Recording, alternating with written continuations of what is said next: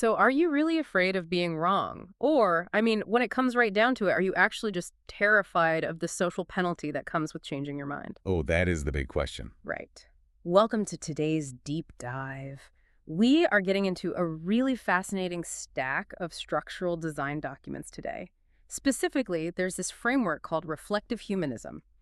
We're looking at core fields versions 1.3 and 1.4. Yeah, and alongside that, we've got a really sharp analytical piece that's known as Thesis 95. Exactly. And the premise we're unpacking from all these sources is, well, it's pretty bold. The argument is that our modern environment has basically made learning a punishable offense. Is a really profound psychological friction. And, Yeah. what makes these sources so compelling is that they totally reframe the issue. Because usually we treat a person's refusal to change their mind as like an information deficit. Right. We just assume, oh, they haven't seen the right data yet. Exactly. We think if they just read the right article, they'd update their stance. But these texts, they argue that it's actually a structural problem.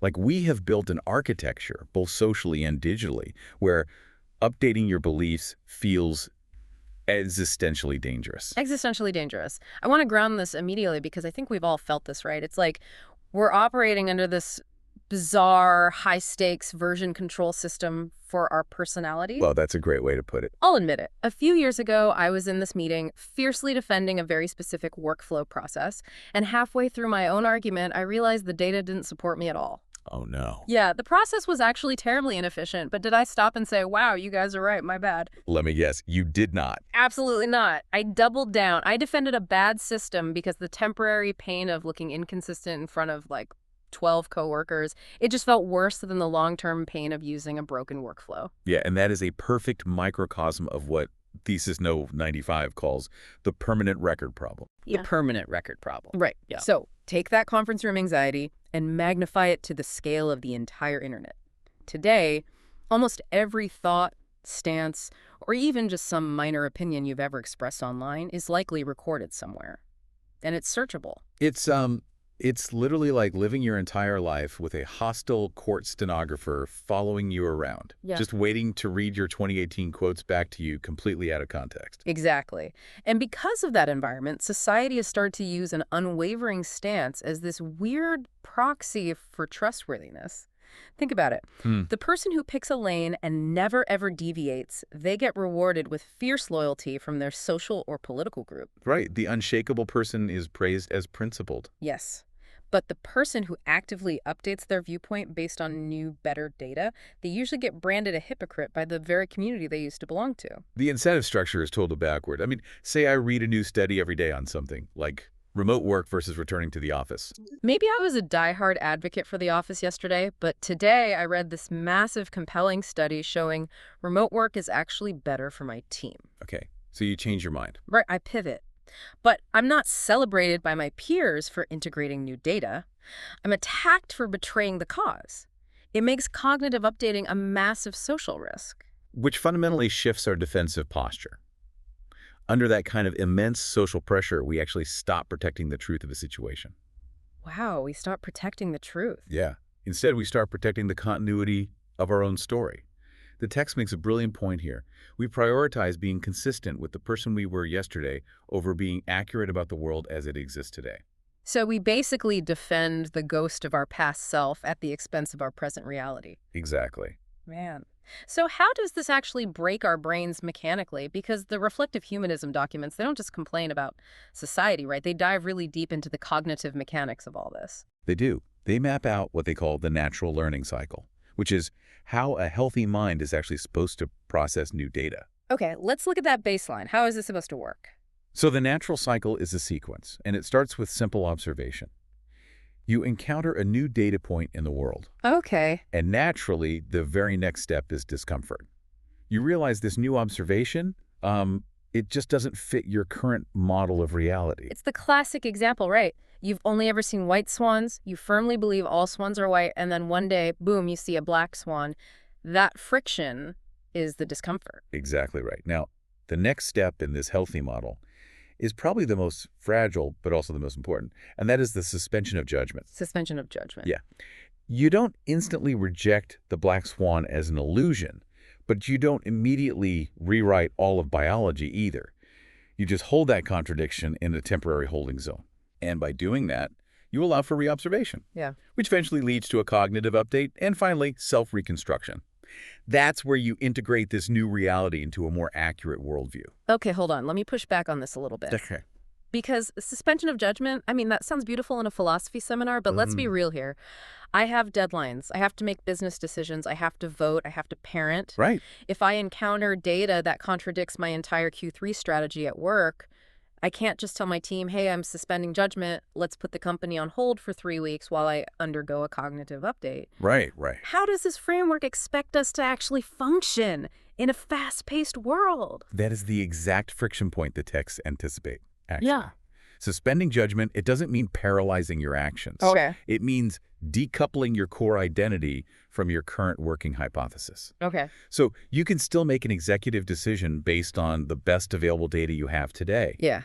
But you mentally flag that data as subject to revision. Ah, okay. So it's the difference between saying, this is the best strategy we have right now versus this strategy is who I am as a manager. Precisely. You don't hard code temporary conclusions into your permanent identity. Right. But when we do hard code them, which is what we usually do, we fall into the toxic alternative outlined in the text. And they call that the stagnation pattern. The stagnation pattern, which happens when your primary drive shifts from understanding reality to just preserving your consistency, right? Exactly. And this pattern is so recognizable, you encounter that same discomfort, that black swan, but instead of suspending judgment, your defense mechanisms immediately kick in. You actively suppress the new information. You just block the data entirely. Which leads to what the framework calls an update stop. You literally halt your own cognitive evolution. But the most tragic consequence of this cycle is the final step, which is shrinking contact with the world. Yes. This blew my mind when I read it, because if you want to maintain a rigid, outdated identity in a world that is constantly changing, you can't just stand still. Right, you have to retreat. Exactly. You have to actively avoid any environments or people or data streams that might challenge you.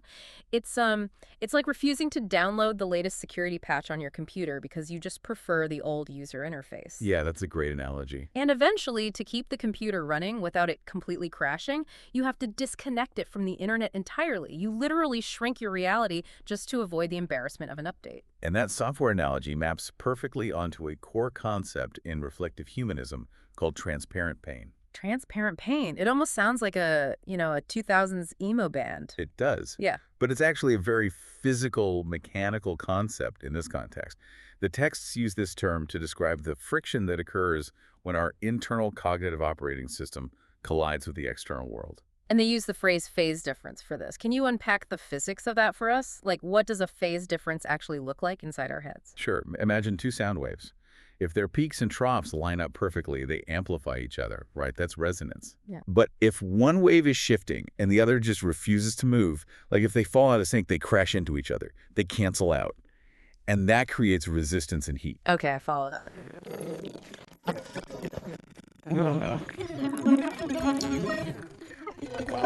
Like straight lines. But the external world is a non-linear, dynamic, complex, adaptive system. It is constantly curving. So it's like trying to perfectly wrap a flat, rigid sheet of paper around a basketball. Yes. The paper crinkles, it tears. That tearing is the phase difference. It's the heat of the mismatch. That is a fantastic way to visualize it. And the text details two very different ways we handle this tearing, or this friction, two kinds of what they call generation. The hard way is called discontinuous generation. A collision. Right. This happens when you follow that stagnation pattern we talked about. You resist the curving world. You build up this massive dam of denial to hold back the new information. Yeah. Consequently, the gradient, which is the pressure difference between your outdated belief and the current reality, it just becomes incredibly steep. And eventually, you can't ignore the basketball. The dam breaks. Reality forces you to update. And when it does, it's a sudden, violent phase jump. The texts note that the individual experiences this as a literal rupture in time and reality. Wow. It's exhausting and it's incredibly painful because you are basically being forced to process years of avoided cognitive updates in a single afternoon. It's a mental earthquake. You held on to the old belief until the bitter end, so the change isn't a stepping stone, it's a total disaster. Exactly. But the alternative to the earthquake is what they call continuous generation. And this relies on keeping that gradient really gentle. The text points to a very specific mechanism for this, which is maintaining the question. So how does a question act as a mechanical tool here? Well, in reflective humanism, a question isn't just a request for data. It is literally defined as a pain minimization device. A pain minimization device. Yeah, because by maintaining a posture of genuine curiosity, by keeping a question open rather than snapping shut on a rigid conclusion, you keep your cognitive gears lubricated. You allow micro-updates to flow in continuously, like a gentle stream. And because you never build up the pressure of a massive dam, you never have to experience the earthquake. Okay, so being fluid and running these micro-updates is clearly the healthier option. But let's bring this back to the reality of the internet for a second. Okay. Doing this in public is exhausting. If the social penalty for changing our minds is as high as we discussed earlier, how are we supposed to continuously evolve without constantly stepping on social landmines? That is the core dilemma. And to solve that environmental problem, the sources suggest we have to completely redefine our underlying philosophy of the self. The self, okay. Yeah, because society tells us that consistency means never changing. We tend to think of human consciousness as a fixed entity, right? Like a statue or a specific coordinate on a map. Right. But reflective humanism defines consciousness entirely differently. It defines it as a field of generation or an interference pattern. An interference pattern. Let's make sure we really understand that. We're talking about waves again, right? Yeah. Like dropping two pebbles into a pond, and the pattern is that complex geometry where the ripples overlap. Exactly. So in this view, you aren't the pebble. You are the dynamic, overlapping waves created by your constant interactions with the environment. Oh, wow. Truth isn't a single stationary destination that you finally arrive at so you can plant your flag and defend it forever. Truth is the continuous overlapping of multiple trajectories. That is a massive paradigm shift. I mean, if you view your identity as a fixed point on a map, any new data that forces you to move away from that point feels like a little death. Right, you fight it. Exactly. Yeah. But if you view yourself as moving trajectory, as the waves themselves, then change isn't a threat to your identity. Change is just navigation. It's the steering wheel. Yes, absolutely. Yeah. And it completely redefines consistency. Cognitive updating isn't about self-denial anymore. It's not about looking in the mirror and saying, I was stupid yesterday. It is self-reconstruction. It's an additive process where you integrate today's observations to write the next chapter of your story. So true consistency actually requires the capacity to adapt.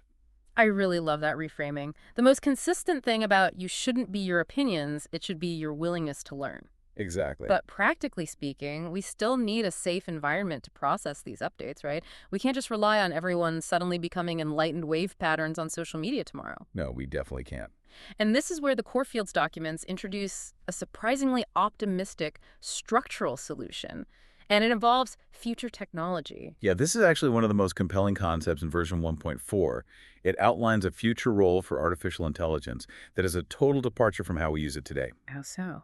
Well, right now we use AI mostly as an oracle. We ask it a question, and it spits out the right answer. But the framework envisions AI acting as an atmospheric health scan. Atmospheric health scan. That sounds a bit clinical, honestly, almost medical. How does that actually function for a regular person trying to sort through their beliefs? Think of it as a quiet, non-judgmental mirror for your mind. Because right now, if you express a half-formed thought or a changing belief online, the internet immediately attacks you. Or maybe they validate you based on their own agendas. Yeah, there's no safe sandbox. Right. But this theoretical AI operates in health scan mode. Its purpose is not to solve your math problem or to argue politics with you. Its entire purpose is to help you maintain cognitive homeostasis. So it's mapping your epistemic state. It's looking at how you think rather than just what you think. Exactly. It reflects your logic back at you, it highlights your blind spots, and it points out where your linear mind is clashing with nonlinear reality. But crucially, it does all of this entirely without judgment. Okay, that's the key. It doesn't tell you that your previous stance makes you a bad person. It absorbs the heat of the update. That is huge. It provides a private environment where I can just say, hey, I think I'm changing my mind about this major economic policy I used to support. Let me work through the logic out loud here. Exactly. I can run the update in the sandbox without the fear of a permanent social penalty. It creates an atmosphere where continuous generation is actually safe. By reflecting your socks neutrally, it maintains that questioning gradient we talked about earlier. It allows you to process the micro-updates without the threat of a violent collision with reality or, with a Twitter mob. That fundamentally shifts the entire experience of being wrong. It goes from defending a fortress under siege to just, like, tending a garden. Yeah, it really does. We've covered some really dense but incredibly important terrain today. We started by confronting the very real social costs of changing our minds, like how the permanent, searchable nature of modern life just pushes us into a defensive crouch. And we looked at the mechanics of the stagnation pattern, too, exploring how fiercely protecting a past version of ourselves literally forces us to shrink our contact with reality. Right. And we dug into the physics of why resisting change hurts so much, that transparent pain of a linear mind fighting a nonlinear world. Yeah. But we also found a structural way out. Because by viewing ourselves as an evolving trajectory, and an interference pattern rather than a fixed point on a map, we can keep the learning gradient open. And we explored how future AI might serve as that non-judgmental atmosphere to help us run those cognitive updates safely. Which leaves us with a pretty fundamental shift in perspective. And the primary question you really have to ask yourself now is this. Is consistency about never changing our beliefs, or is it about remaining willing to rewrite ourselves as the world keeps changing?